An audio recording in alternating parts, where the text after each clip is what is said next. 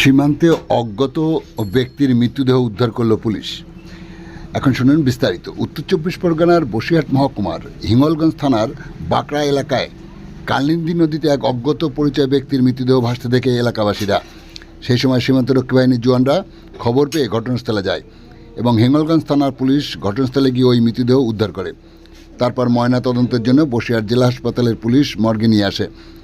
ভারত বাংলাদেশ সীমান্তবর্তী এলাকা হয় বাংলাদেশ থেকে ওই মৃত ব্যক্তির দেহ ভেসে আসলো কিনা নদীতে সেটাও তদন্ত করে দেখছে সীমান্তরক্ষী বাহিনীর জওয়ান ও হিঙ্গলগঞ্জ থানার পুলিশ।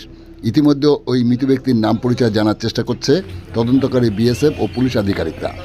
আপনারা দেখছেন সেই সময়কার বিশেষ মুহূর্তে ধারণকৃত ভিডিও চিত্র আজকের স্বরূপনগর পত্রিকার অনলাইনে।